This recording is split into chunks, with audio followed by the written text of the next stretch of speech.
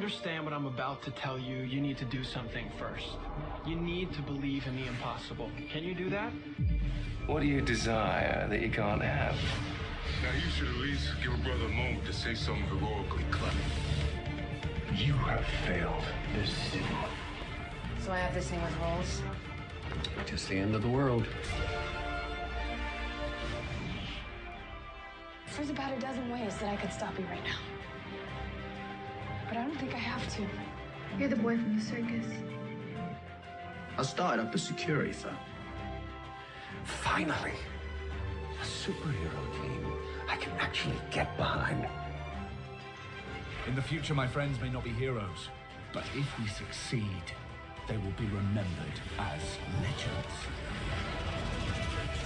Welcome to the DC TV report for the month ending Saturday, October 17th, 2020. I'm Little Eddie O'Hare, aspiring professional fanboy.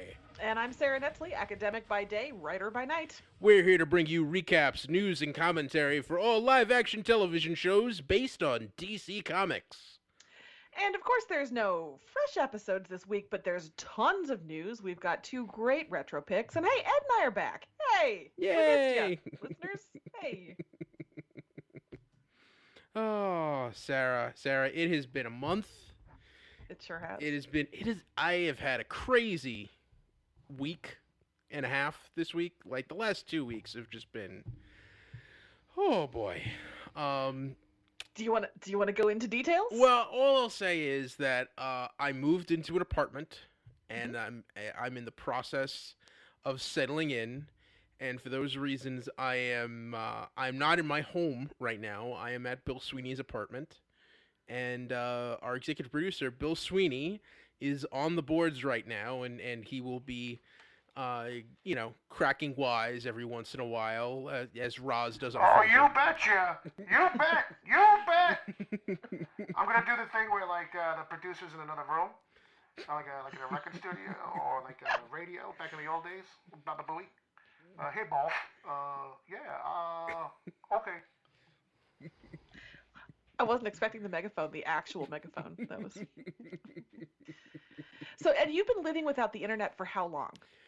A week. I moved in last Sunday. Are you hand churning your own butter yet? Have you started wearing a large hat? Are you growing a beard? Are you how back to your roots are you going after a week? And turning your own butter is a euphemism. Well, I have a bed now. The bed came Wednesday, so I'm not on the couch anymore. That sounds like an improvement. Yeah. The internet is coming this upcoming Wednesday. So I'm getting in like 3 or 4 days. I do have a TV and a Blu-ray player and a box full of Blu-rays. So I've been running through a recent box set of the Nightmare on Elm Street movies that I recently purchased. I just watched the last one, Wes Craven's New Nightmare, last night. So yeah, I'm probably gonna be, and I watched the chapters of Adventures of Captain Marvel that we're gonna be covering on the show today. It's our retro picks. But yeah, no, it's been interesting, I mean, I've kind of been, ducking out of social media, mostly for a while, now anyway, but now like to be, almost completely cut off. I haven't touched this laptop, for like 6 or 7 days. You're describing a lifestyle that I don't recognize at all. Hey man, don't knock it till you try it. I could try. I don't think I'd do very well. I don't think I'd last very long. Mm. Is all I'm saying.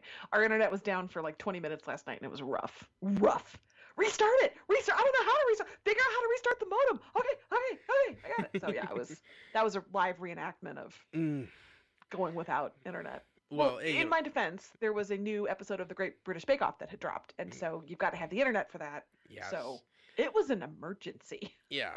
Well, the hard part is like not having cable. It's and more so because like there's sporting events I wanted to watch, so I've had to duck into. Thankfully, bars are now open. So I was able to head to a B double dubs and catch some football last Sunday. I'm probably going to do that tomorrow too. As the Yankees and the Cubs are no longer playing baseball, I have lost all interest in sports for the year. Sorry.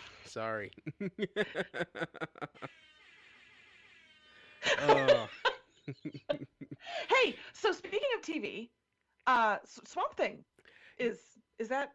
Yeah. Was that a transition? Did I just transition? Okay. There we go. Or did I just yell Swamp Thing to try to make us stop talking about sports? Swamp Thing is airing on the CW now. I wanted to do something special, and just like repost our conversations about those episodes, but time has not allowed me to do that yet. I'm hoping that maybe I'll have a chance to do that maybe sometime next week. But yeah, it's airing now. If you missed it when it was on DC Universe, because you didn't want to plop down for an extra streaming service, it's the episodes are free on CW Seed as they're airing, or on the CW app as they're airing on the network. Yeah. So, we're hoping that it's finding a new audience. Who knows? I mean, that project was canceled early just because there was like problems with storing the set and stuff like that. So, maybe, there's hope that can get resurrected. I don't know. But please watch and make people know. No, Bill? No, you don't think so? No? Okay, fine. Well, either way, watch Swamp Thing, everybody. Yeah. I'm curious to see how they edit it for network. Because it wasn't, there was stuff that might not be CW appropriate, but a lot of it was. So I'd be curious if the overall mood is maintained. I assume so, but yeah, definitely, if you did not see it because you did not have DC Universe access, it is worth checking out because it is gothic and weird and scary and gross and funny, and it's really a good. It's a show that deserved a lot better than it got. So now's your chance. Yeah, definitely. All right, Sarah, you ready to get some news? Yeah, let's do some news. All right, so starting with just overall CW, just to kind of get this out, they're filming some shows. They've had to shut down some shows. Some shows are going to be back up and running soon. All of it's due to COVID. There was a delay in getting test results back. So Batwoman was in process and it had to shut down. Flash, Supergirl, and Legends were all supposed to start production. This is the end of September, and they all got pushed back later because of the testing issues. So they are doing their best. They're the little engines that are really trying, but it sounds like it's not entirely smooth sailing, but our shows are hopefully back, if not now, then soon, with the safety precautions they need. So that's kind of the general CW report there. Okay. And from there, we can move into individual shows, starting with Batwoman. There we go. So we're doing these live. This is weird. Some Batwoman casting news. We have a new Victor Zsasz. Zsasz in Batwoman is going to be played by Alex Morph. Stay with me here. So the TV show Gotham had a Victor Zsasz, played by Anthony Kerrigan, who is perfect. Alex Morph, who is playing Zsasz on Batwoman, played the gang leader Sykes on Gotham, upon which Anthony Kerrigan played Victor Zsasz. So they went fishing in the Gotham pond for a new Zsasz. I look forward to seeing his interpretation. That's a weird, scary character. I thought Chris Medina's interpretation in Birds of Prey, the Birds of Prey movie, was fabulous. I thought Anthony Kerrigan's was divine. So I have high expectations for this fella. Ed, do you have thoughts about this? Well, either way, it's going to be nice. It's nice. It's nice. Nice. Right. Some Barry fans will get that joke. I miss Barry. I want Barry to come back. Anyway, that's what we're here to talk about. We're not here to talk about Bill Hader, Pitman. More casting. We have Leah Gibson and Nathan Owens also joining the Batwoman cast. Leah Gibson was in Jessica Jones. She's going to play Tatiana, aka the Whisper. She is a skilled assassin and one of Sophia's most important henchwomen. And then Nathan Owens was in Devious Maids. He's going to play Ocean, a gardener and thinker with a complicated past. So the Batwoman world is expanding a little bit next season. Okay. All right, next show is Superman and Lois. Dun dun dun. Superman and Lois music. I feel inspired. I want to leap tall buildings. So, casting here, Sophia Hasmick is going to be a recurring character, reporter Chrissy Beppo. So, Sophia Hasmick was apparently in the Mad About You reboot a couple years ago, and she's playing a journalist for the Smallville Gazette who says the wrong thing at the wrong time, and she has a chance encounter with her idol that changes her life trajectory. I am assuming her idol is Lois, is my assumption. Maybe. I hope so. So that could be fun. I will say, I do wonder. Jimmy Olsen. Well, we've already met James Olsen in this universe. Yeah, we sure have. Now, is it Chrissy Beppo is the character's name? Chrissy Beppo. Isn't that fabulous? I wonder if there's any relation to Beppo the super monkey.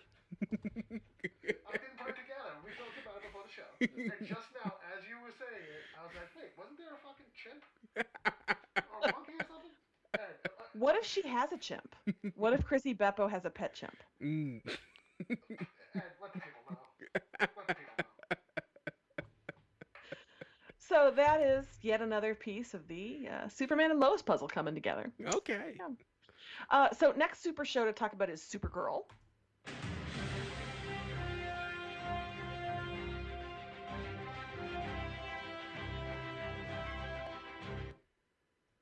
And I wish the news was better, but this will be Supergirl's final season. It will be ending with season 6. It's going to be a 20-episode season, and I am legitimately bummed about that. Yeah. In retrospect, I guess you could say the writing was on the wall. Yeah. With with the advent of Superman and Lois, and I was seeing some people like blame because Melissa Benoist just had a child. And I saw a boy by the name of Huxley Robert Wood. Congratulations to the happy couple. Yes. And I saw some people blaming that kid for Supergirl ending, which I don't think is fair. No, I think if anything, blame Superman and Lois. But yeah, it had a good run, for any show to go 6 seasons. That's, Well, and Rocky, I mean, to go from CBS to the CW between season 1 and 2, that's a major thing for a show to weather, and the ratings have not always been the best, and it has been through a lot. So I'm pleased that they announced it soon enough that we can get a good wrap up. My question for you is, which Supergirl characters do you want to see move over to Legends of Tomorrow? Interesting. I mean, I could see Brainiac 5 moving into a Legion show, but I think that would be way too expensive for CW. That would have to be like an HBO Max thing, and even then, I don't know if they could really capture, because it's so like the whole concept of Legends. It's so CW. It's it's really just like Beverly Hills 90210 with superpowers. But don't insult Legends like that, please. Even I will defend Legends against that fucking terrible analogy. No, I didn't say Legends. I said Legion. Yeah, but then you did say Legends. Yeah. Oh, I'm sorry. I meant that the Legion of Superheroes. Okay, so the Legion is okay with like Mon-El's women woes and things like that. Yes. Okay. Yes, I see that. I thought you were saying yeah. You said Legends, and I was gonna be like, I thought Legends of Tomorrow was more than that. But yeah. Well, also like the Legion has like 120 members, so so you could cast that thing any way you want. You can even like just shuffle out different cast, half the cast every year, and no one would know the difference. But as far as for Legends, the other character I would say is like Winslow Shot, but he's also like not on Supergirl anymore. Maybe Phantom Girl. I don't know. I can't think of anyone who's like particularly like Legends. All the characters who I would move over have already kind of left the show. Like the other obvious choice would be like the Guardian, but not Jimmy Olsen. Now, I would like to see Martian Manhunter. Ooh.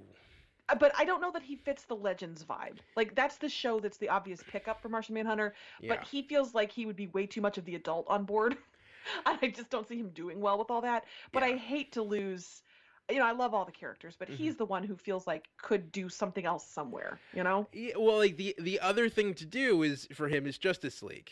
Which was, up until New 52, he was in, like, every single incarnation of the Justice League. Like, he was, like, the main character, like, the anchor of those books. So, like, that's the place, like, if you wanted to bring back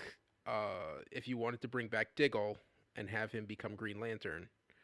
I want a Green Lantern, Martian Manhunter, Diggle and John show. It is the only thing I will accept. Do you hear me, CW? Do you hear me, HBO Max? I'm slamming my hands on my countertop. That's how serious I am. Yeah, that took a walkabout. Anyway. It's not my show. This isn't my show. I'm going to refrain from interjecting too many opinions. Okay. Last thing on Supergirl before we move on, though. Kevin Smith has already said he would like to direct one more time. So that feels like something that will happen because he is a buddy of the show. Yeah. Yeah. Okay, speaking of Legends of Tomorrow.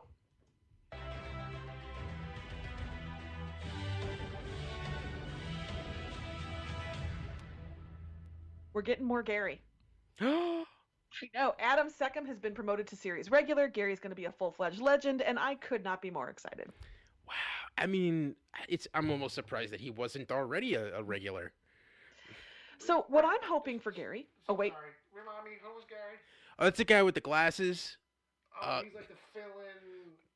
He's just the super nerd who has this weird backstory. Ends up he's gay and in love with Constantine, and yeah. Is that the guy who feels like the replacement for what's his face leaving? For Rip Hunter? No. For because what's his name is leaving. Which there's a lot of what's his names. How many men are on that show? Brendan Ruth, right? Is he like a resident scientist now? No. He's just the nerdy sidekick. That's. It feels like exactly what I said. But okay, I'll leave. So what I'm hoping for Gary is Gary's been through some stuff. He lost a nipple. He became, evil for a while. I'd like to see Gary process some of that. That part out, You definitely left out that part. Yeah. Yeah. Anyway, that's what's going on with the Legends. Okay. Moving over to HBO Max and Titans.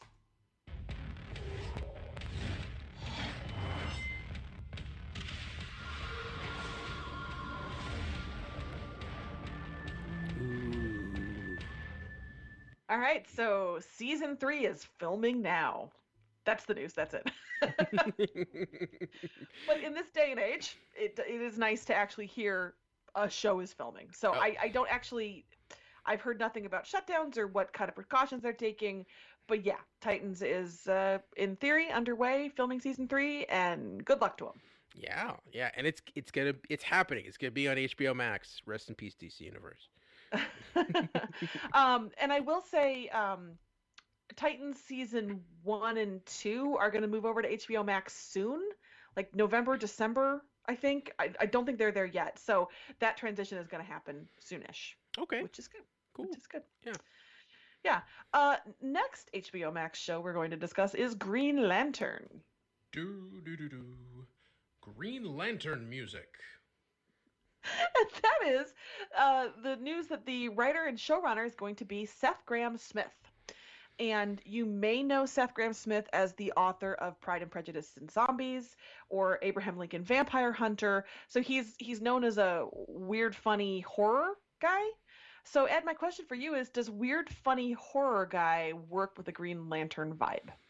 I mean, it's a show about space cops. So, I don't know. I mean, Sinestro can get pretty scary. It depends on the angle. Have they said which Green Lanterns this is going to focus on? Yes. vamp for me while I pull it up because I can't remember. She saw me nod in the distance. There was vigorous nodding. Yes. Guy Gardner, Jessica Cruz, Simon Baz, Alan Scott. It's going to be Earth-centric lanterns. Wait, hang on. So, no... I knew Ed's mind was going to be blown. Wait a minute. So, no Hal Jordan. No Jon Stewart. So not the guy that everyone remembers as the most prominent Green Lantern. Not the one that everyone watched on the Justice League cartoon. No Kyle Rayner, who was the Green Lantern when I was a kid growing up. And I'll stop right there. I'm gonna refer you to this Hollywood Reporter article. I don't know why I'm doing this like Burt Reynolds. Lanterns Hal Jordan, Jon Stewart, and Kyle Rayner are not part of the show. Wow. You've got Guy Gardner, who was created in the 60s. Cruz is a Latina. Simon Baz, is a Muslim American. Yes. And Alan Scott is, in the comics, a gay character. So I don't know if they're going to keep all of that intact. Yeah. But yeah, they're not doing the other lanterns. Okay. Oh, so Alan Scott is the Golden Age Green Lantern. So on Earth 2, he's the guy whose lantern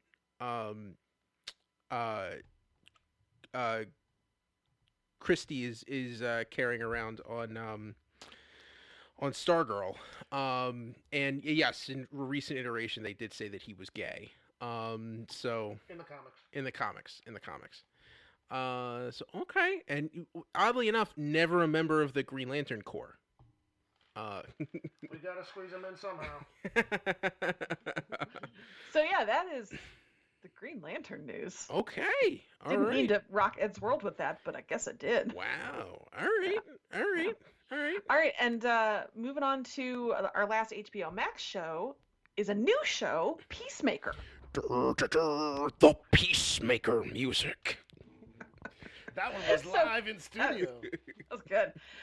So this is a spinoff that's coming from the Suicide Squad movie in the works now. John Cena is going to spin off his Peacemaker character into a series on HBO Max. I don't know much about it other than that. So Ed, say some things about Peacemaker. I mean, well, all of these Suicide Squad characters are incredibly obscure. Like, to the point where most people didn't even realize that they had any comics history. I still maintain that Suicide Squad 2 trailer is a joke because they just keep throwing new characters at you, and it's just like, this trailer is 8 minutes long just introducing the characters. What is the movie going to be like? It's bananas. Anyway, continue. Yeah, so the Peacemaker is, I think John Cena's described him as like a demented Captain America. James Gunn has said he's someone who cares about America so much that he doesn't care how many people he has to kill to make sure this country's safe. Sounds familiar in a way. That sounds fun.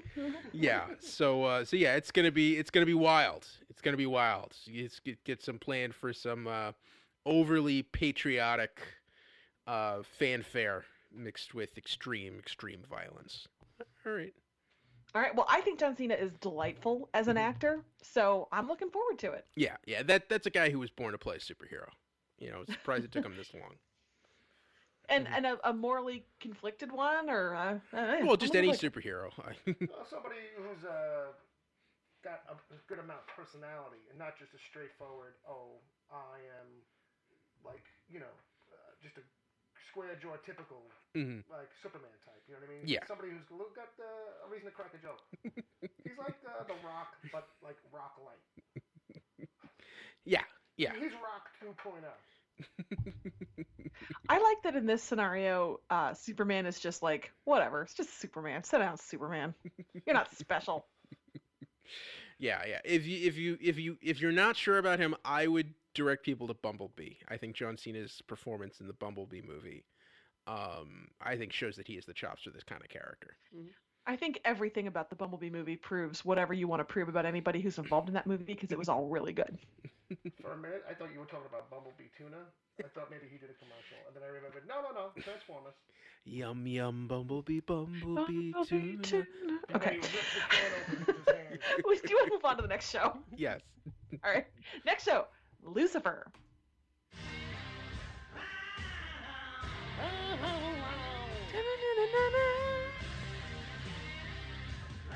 Big news.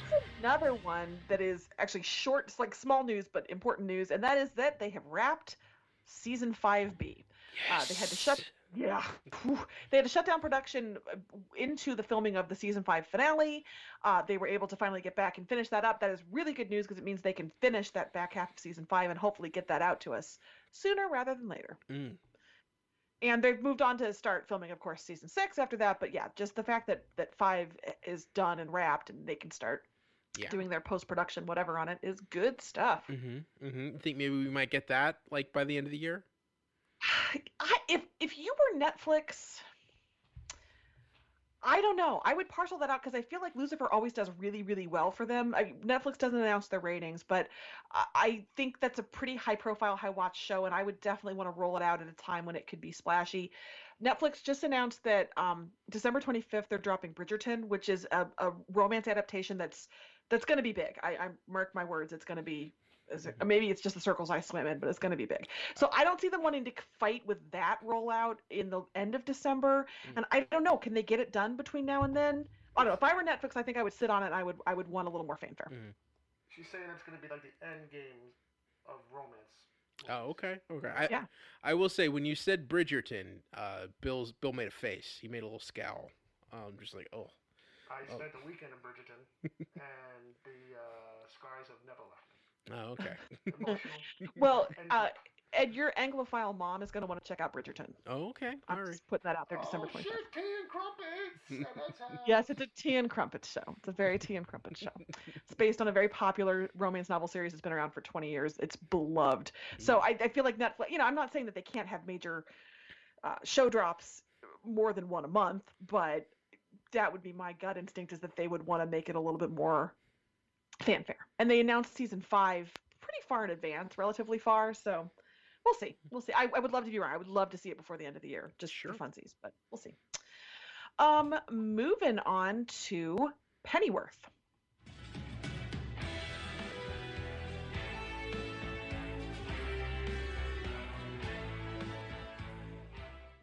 Pennyworth, a show I still cannot believe exists, and I still cannot believe I enjoy as much as I do. I just gotta say that. So we have real news for Pennyworth. We have a premiere date for season 2, December 13th. We have a mid-season finale date for season 2. That is December 27th. You heard that right. 3 weeks, 4 episodes. The mid-season finale is going to be a 2-parter that airs on December 27th. So devote the back half of December to Pennyworth. Oh, epics. What are you doing? What are you doing, baby? What are you doing? So that is curious to me. Epix must have decided that 4 episodes in 2020 were better than no episodes. I guess. I guess. So. It's how you keep it alive. Keep it fresh in people's minds. What? I guess as a producer, this is my theory. I'm just gonna say. Yeah. As a guy who runs a giant media mega conglomerate, I can see the reasoning. You want to keep the brand alive and fresh in people's minds, and I bet they're strong episodes, and they can probably stand on their own. All right. Hopefully so. And other Pennyworth news: Lucius Fox is coming to the show. He'll be played by Simon Mignonda, and Jessica DeGao, who you might remember as Huntress from Arrow, is going to play the woman who's married to Alfred's former SAS officer. So I don't know how he ends up tangling with his former SAS officer's wife, but I hope it's awkward. Yeah, man. That's making me thinking back to Arrow season 2, which I think was probably like the height of Arrow. That was like, and when Huntress showed up, and you realize like if the Arrowverse had gone into a different direction, you could have had a spinoff with Felicity as an Oracle type. Handling the Sarah Lance, Black Canary, and Huntress, and you could have had like an original Birds of Prey show. It could have had the same setup. It would have been very interesting. Now I'm a ride or die Felicity person, but that would have been fun. Like I'm glad Felicity stayed on the show for relationship's sake, but that sounds delightful. Yeah. So anyway, that is what's happening with Pennyworth. Yeah. Before we move on, real question here. Okay. Could this guy who plays Pennyworth play James Bond? Yeah. After Daniel Craig, if they reboot the fucking franchise again, maybe he's a little younger. Mm-hmm. What would you think about that?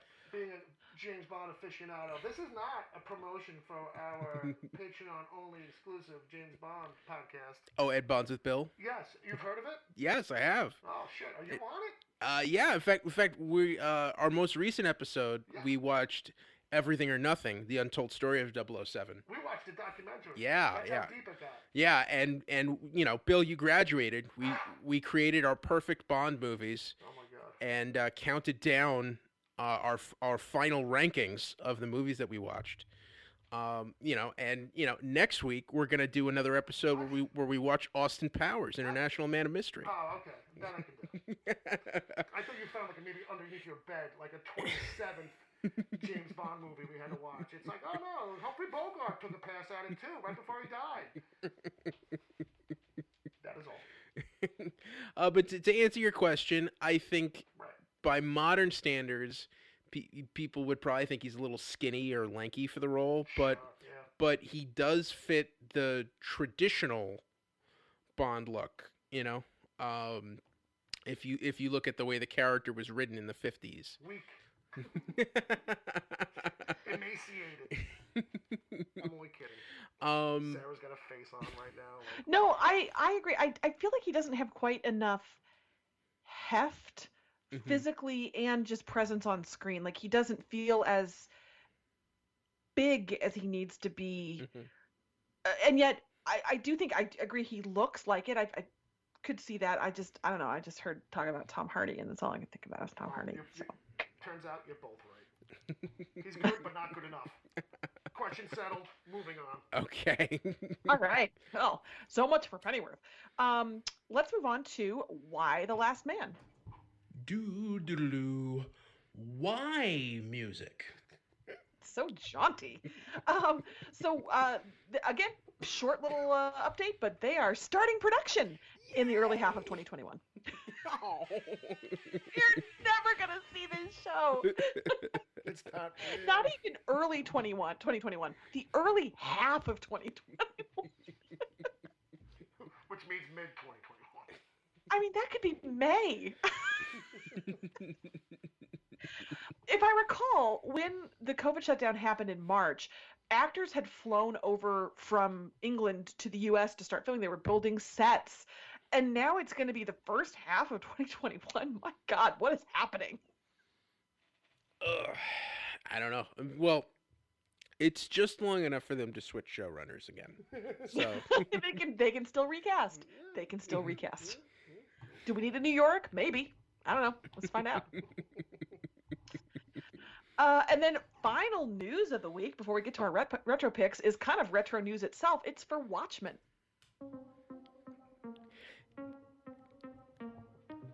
Yeah. So we got some Emmy news. The Emmys happened the day after we recorded our last episode. Yeah, Watchmen won them all. Yeah. Pretty much. Yeah. So yeah, Watchmen was nominated for 26 Emmys and it won 11. Regina King, Best Actress in a Limited Series or Movie, which good thing because I would have rioted. Yahya Abdul-Mateen II, Best Supporting Actor. Cord Jefferson and David Lindelof got Best Writing. This is all for Limited Series or Movie. Trent Reznor and Atticus Ross got Best Music Composition. You had Best Cinematography. You had Best Casting, Best Fantasy and Sci-Fi Costumes. So all extremely well deserved. It made me miss Watchmen. It made me want to rewatch Watchmen, seeing all those wins. Yeah, and so where are we on season 2?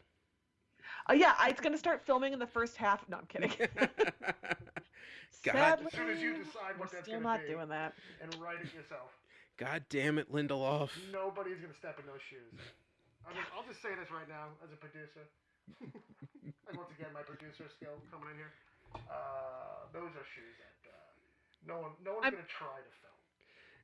But here's my pitch. If you're not watching Lovecraft Country, it's not the same as Watchmen. It's not as good as Watchmen, but it's really, really good. Yeah. So if you're missing Watchmen, Lovecraft Country will fill that hole. It's tackling like the Tulsa riots are part of it and things like that. So it's if you missed Watchmen in your life, give Lovecraft a try. But I feel like if you do miss Watchmen, you probably already are watching Lovecraft. So I was just a wasted 30 seconds. So, but here's the thing.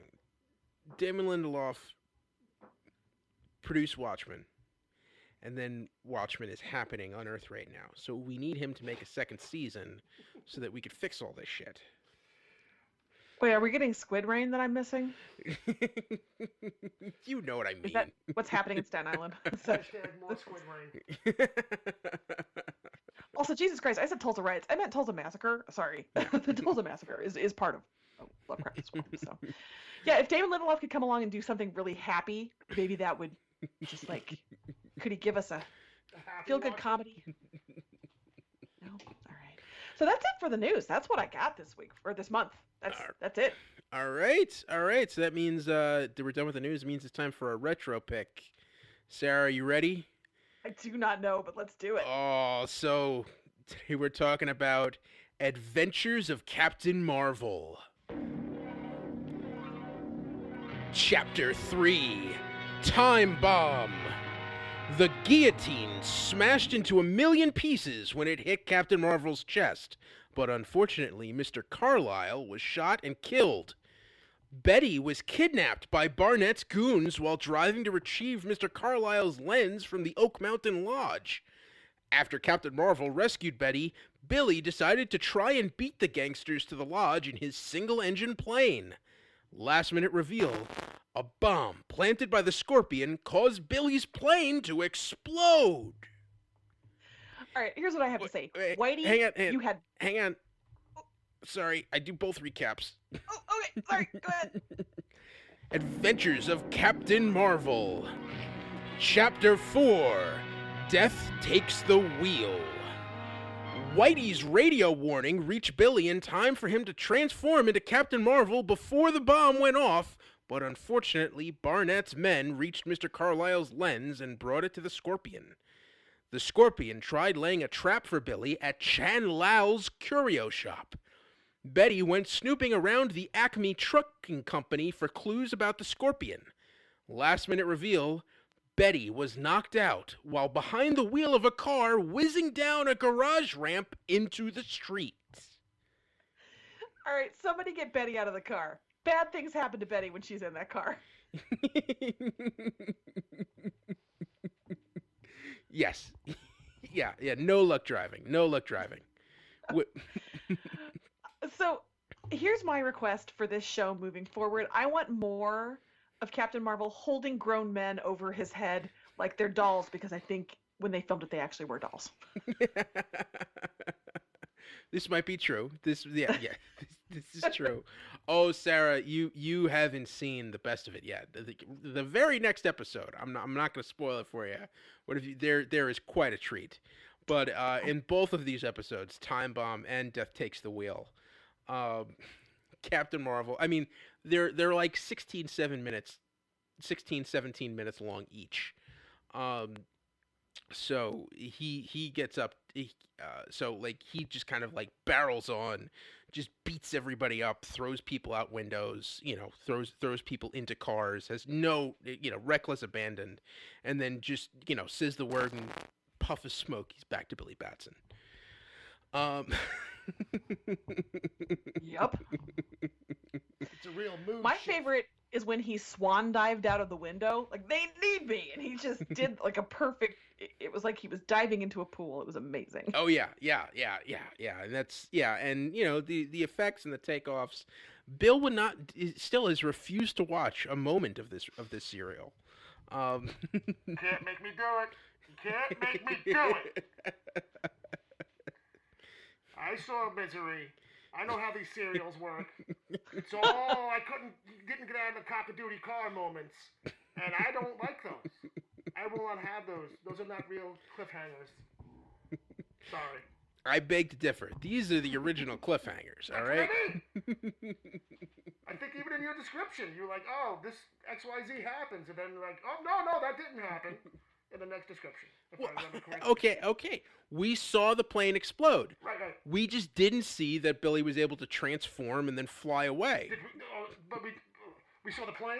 We saw the plane, We saw the plane explode? Yes, we did. But we didn't see the guy fly away?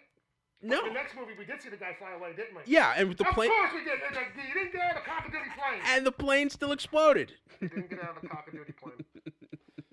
Billy died. Okay, a couple things. Am I needed for this? Second of all, like, you saying cockadoodie, A+, 10 points to Slytherin? Which house am I? That's what I'm asking. I don't know. I never applied. All right, yeah. I would have cut school anyway. My favorite thing about these, honestly, I'm just such a nerd for this kind of stuff because I love I think last time we talked about this, I talked a lot about the music and how it's weird that they don't have music in between scenes and how that throws me off and, the conventions in and out. I love the reminder that these were serials that you would be going to the theater to see. And so they have these extensive recaps where you show each character like a mugshot, like Billy was doing this and Betty was doing this. And it's so charming to be reminded of how these things were presented to the public when they were airing fresh. So I really enjoyed the reminder of the time and place in which they were unspooling. Yeah, definitely. Now I'm sorry I cut you off before, but Whitey, do you think he needs more sleep? Does he have like an insomnia problem? Is this just? I don't know. I just love that we had so many frantic phone calls in these episodes. Just everybody's getting everybody else on the blower. Just like gotta call Billy. Yeah. Klondike 635.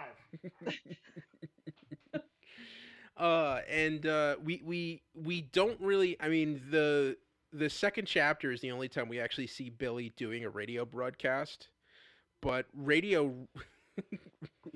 Billy got a podcast now, just so you know. In the Shazam movie, he should have a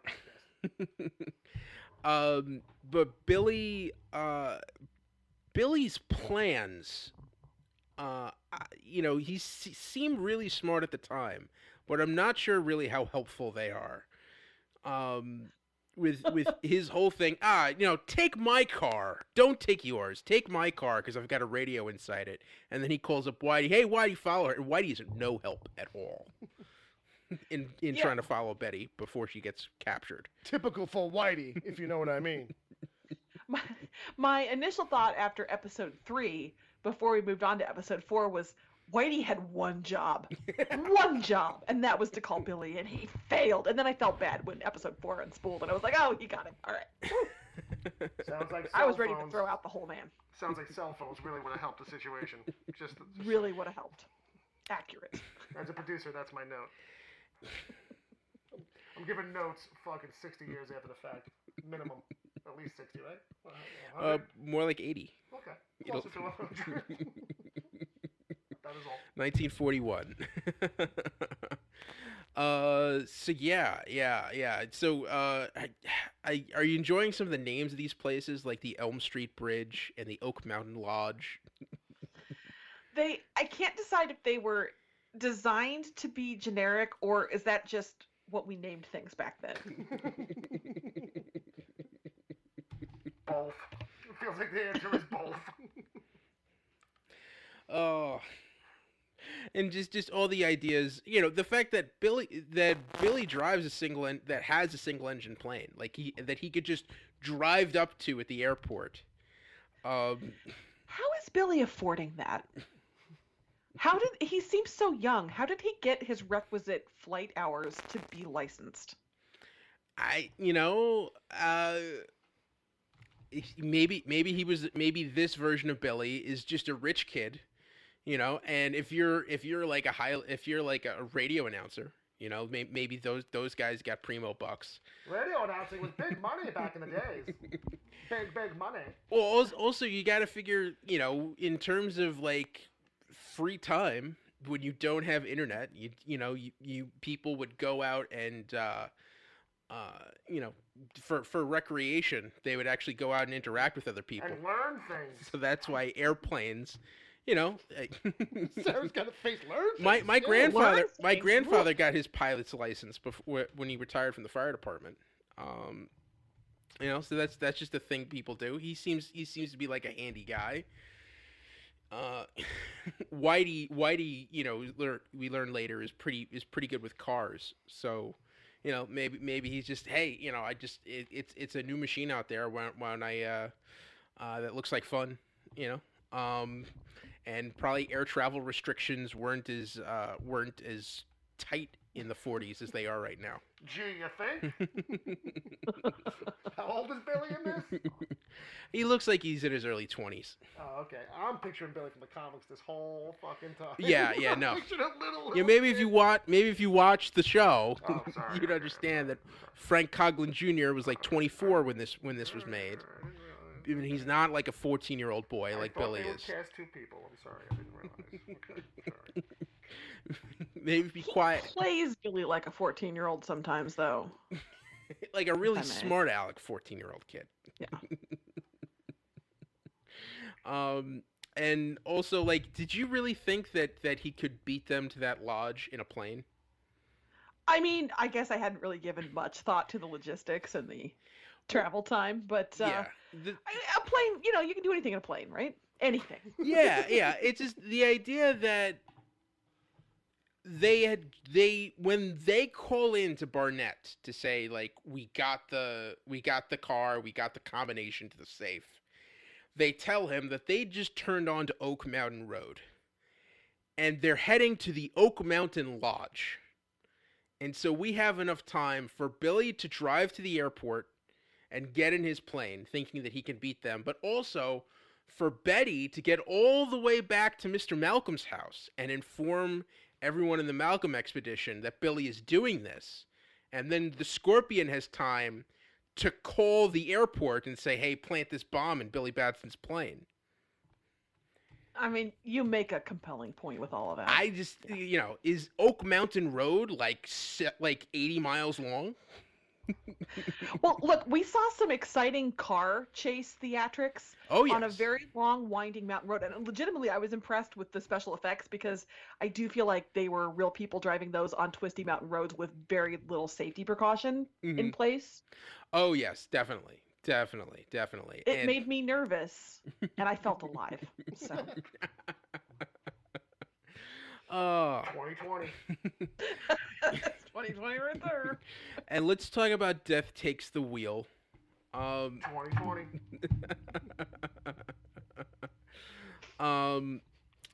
So this is like the From Russia with Love, where the Scorpion decides, okay, Billy Batson's been a thorn in our side. Let's lay a trap for him. And Sarah, what did you think of Tetsukamai's performance as Chan Lao? I was excited they cast a person of color as a person of color, honestly. I did not trust them not to just have a white actor there. What a relief. You right? I'm not nervous. Raise your hand. I mean, was he playing somebody mystical who runs a mystical shop that I fully expected him to pull oh God, I'm whipping the gremlin joke. A Mogwai out of the back? Yes. Fully expected that. Sarah was saying it was still a tiny bit racist. Yes. Somehow. Yes. Yeah. Still problematic. Still pretty stereotypy. However, I will say the actor who played him, Tetsukamai, was born in Japan. I would hope. Well, quite possibly. I figured he might. Yeah. Even though I think he was playing. I think the character he's playing was supposed to be Chinese or some kind. Some. There Oriental. we go. There it is, folks. There it is. And my point. Found it. And just in case you're wondering, I'm on his IMDb page right now, and his two other prominent roles he's known for are playing Maling in Island of Lost Souls And George Washington. and General Fang in Roaming Lady. I was close.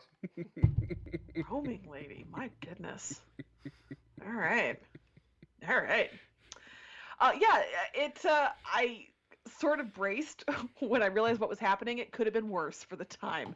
I was not prepared for them to open like the basement door and just have a room full of gangsters. That was wild. I didn't expect that. Like they just all were collected there. Yeah. It was. Yeah. Where'd the gangsters come from? Don't ask questions. Yeah. Also, it's Sarah. What are you thinking of the fashion sense in this serial? Everyone's in suits and fedoras. Everyone is so dapper all the time. Betty turns out beautifully every time. Yeah, I do enjoy that. Nobody's wearing jeans. Nobody's in leggings. Everybody has a hat. Yeah, everyone has a hat. Even I'm the sorry. ladies. Captain Marvel's in leggings. This is true. And no hat. Yeah. Yeah. But he does have But a a cape. Right. He does have a cape, and it's fabulous because it's like fabulous. Yeah. It's like 3/4 cape. Yeah, and the Scorpion's just wearing like a house suit, you know. Yeah. He's taking it easy, all right? Yeah.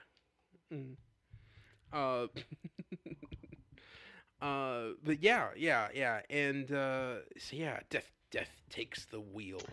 Oh, to circle back to episode 3, I do wish I could have seen audiences at the time lose their freaking minds when that guillotine just broke on Captain Marvel's chest. Oh, it was amazing. Just there's just this giant C where the guillotine used to be. It just shatters. Yeah. He's too tough for guillotines. Meanwhile, Barnett and Carlisle are doing their own pre-A-Team tribute to the A-Team, just shooting at each other and completely missing. Everyone's completely missing. Oh, I thought you meant they were locked in a shed and they built a tank somehow out of a golf cart and 2 pieces of sheet metal. Yeah. Oh, okay. I mean, maybe. If anybody could. That is all. Oh. So yeah, So, where do we go from here with this serial? I don't know. I mean, Betty's in that car driving down. It's going down the ramp. Is she gonna survive? I mean, she's not the main character. Will she get out of the cockadoodie car? Find out next week. Captain Marvel was trying to rescue her, and speaking of holding people over his head, he like throws 2 gangsters around like rag dolls, and picks up Barnett, holds him, picks him up by his collar and his belt, holds him over his head, and threatens to drop him on a bed of nails. Just like, where is she? He's a sweetheart, you know? I kind of wanted to get some like anger management counseling. He's from back in the old days, when men were men. Yeah. And Bill, just so you know, Tom Tyler is a man of few words. Just basically because Captain Marvel isn't going to be like hey, golly shucks. We're gonna cut to the quick here, buddy. Yeah, All yeah. right? He's in there. He beats everyone up. I was like, where is she? Tell me what I need to know or die. Yeah. I swear to God, 80% of his dialogue is just Shazam. And the other half is, where is she or where is he? Yeah. Oh, give me the thing. Tell me her all. Okay, you got it, buddy. You got it. Here's all the information. Coming up, stop. She's at the N Street garage. Ask for Louie. Ask for Louie. He's the guy with the hat. The good hat. Betty is just spending an alarming amount of time unconscious. I'm worried about her, is all I'm saying. Yeah. That was writing back then for women characters. What do we do with the girl? I don't know. Just knock her out. Well, what's funny is like they're having this conversation there, and Barnett says, I get rid of her. And then the gangsters there are just saying like, hey, we got the paint remover. Let's just give her a whiff of that.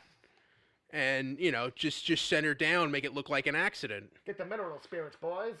And Betty, resourceful as she is, because no one's really watching her, she's just sitting in a corner, grabs the keys, jumps in a car. Unfortunately, she drives through a wall, and women drivers. A beam falls and knocks her out, so she's driving the car while unconscious. Women drivers really good. And that's what I meant. And the last thing we see is a point of view from what we could assume might be the car. Right. Drive out of the garage straight into the building across the street. Oh no. I Bill, you joke, but in my notes, I definitely have Lady Driver, and it definitely is to be said, like from season 2 of Trial and Error, Lady Driver! Lady Driver! That's a deep cut for those of you who watch Trial and Error. But yeah, Lady Driver. Lady Driver. Watch out. Oh, all right. But only a lady driver could get hit in the head and keep driving. Yeah. Women get shit done. Am I right? We do. You knock me over the head and I'm behind a wheel. I'm still driving. Oh, I'm still driving. Women get it done. That's a Boys season 2. Yeah. If we learned nothing from The Boys season 2, women get it done. Now, the last thing I think that we should talk about, we know the Scorpion has Mr. Carlisle's lens, and he has the Scorpion itself. Right. And the scrolls that tell him how to use the lenses. Right. So we just have 4 lenses left. We have Mr. Malcolm's, Professor Bentley's, Mr. Fisher, and Dr. Lang's. And how many chapters left? This is chapter 4 of 12. We just finished chapter 4 of 12, so we got 8 chapters left. Oof.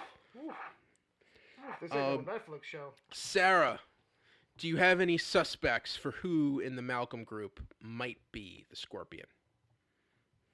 I literally cannot tell any of those people apart, so no. I'm so Five- sorry. They're all black and white and wearing hats. Yeah, the guy in the fedora is second from the left. I think it's him. Does anyone have a mustache? Please raise your hand if you have a mustache or a beard. You know, I will say Mr. Fisher and Dr. Lang were exchanging some pretty awkward looks. You know, Gay. here. Secretly gay. It was a different time. Hearing about what's going on with Billy and how he's failed him. Mr. Fisher was especially upset, and really let Billy have it when he got back. Like, I thought you said you were going to get the lens, and He was like, "Ah, shit, man." and the other person who has been oddly inquisitive about everything that's going on is Mr. Tal Shatali. Too much silence fell in the room there. Did you expect a bigger reaction? That guy. Tal Shatali's the man, the white guy in the turban who came home from Siam with them. Was I supposed to play music cue like dun dun dun? Because like the Scorpion said, he had a plan for Billy Batson, and Tal Shatali is the guy who shows up with the little toy scorpion that sends them to Chan Lao's. Yeah. Even though it's Dr. Lang who suggests it might be Chan Lao. So many twists and turns, ladies and gentlemen. Breakneck speed that this thing changes. And Tal Shatali also wanted to make sure that Billy was actually going to take his own plane on that trip. So, I don't know. I personally think Tal Shatali is awesome, but he's acting a little suspicious right now. Just to say, where we might be. That's called foreshadowing, folks. That's what that is. Welcome to Storytelling 101. None of those guys would be able to tie their shoes without Billy and Betty. Let's be honest here. As long as Betty's not driving. Yes. All right. No one really asked Betty if she had a license. I'm presuming. Oh shit! I broke character. Sorry. No one really. Never mind. That came through too clearly. I'm confused. Sarah's like, "What's up with the bit? You just dropping the bit?" Well, you think we're nearing the end of this and you can just quit? Fuck You don't that. quit. All right, Sarah. Anything more that you think we need to discuss with these 2 chapters? No. I think I'm looking through my notes. We are good. Somebody get Betty out of that car. Yeah, That is my parting thought. Yeah. So just in case, the next 2 chapters we're going to cover next month are going to be The Scorpion Strikes. The Scorpion Strikes. It's chapter 5. Chapter 5. And chapter 6. And chapter 6. Lens of Death. Lens of Death. Billy drops it. And gets in a lot of trouble. And right now we're scheduled to discuss all of that the weekend ending November 21st. November 21st. All right, Sarah. So now it's time for our winners of the week.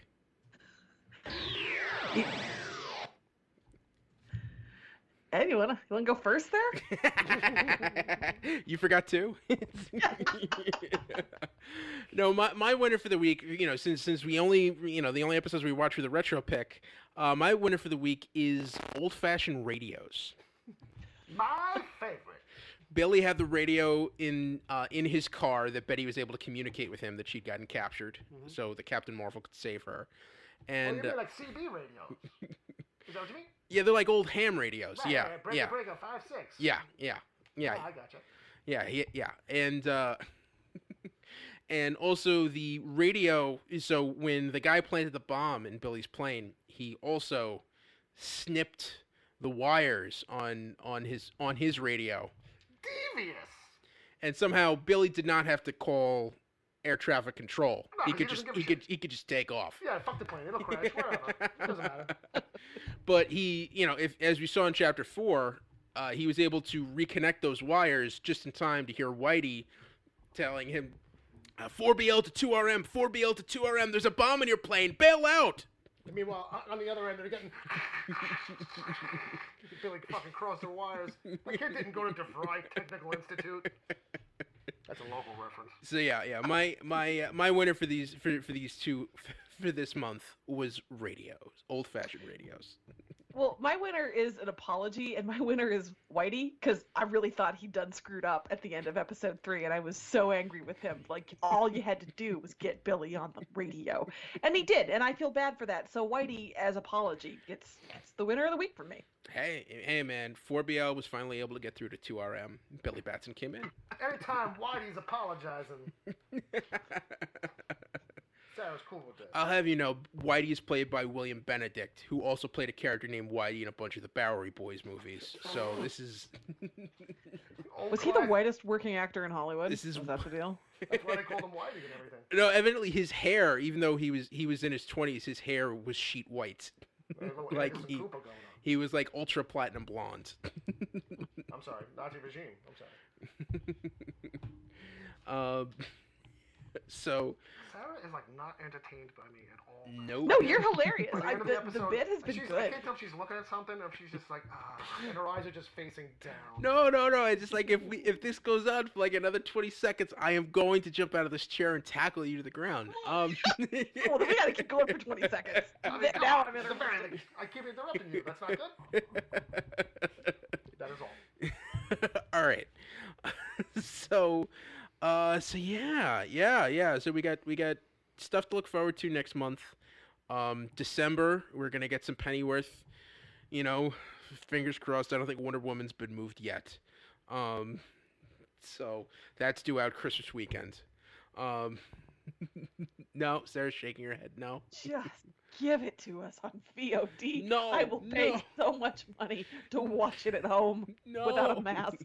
Oh my god. We need to secure the theatrical experience.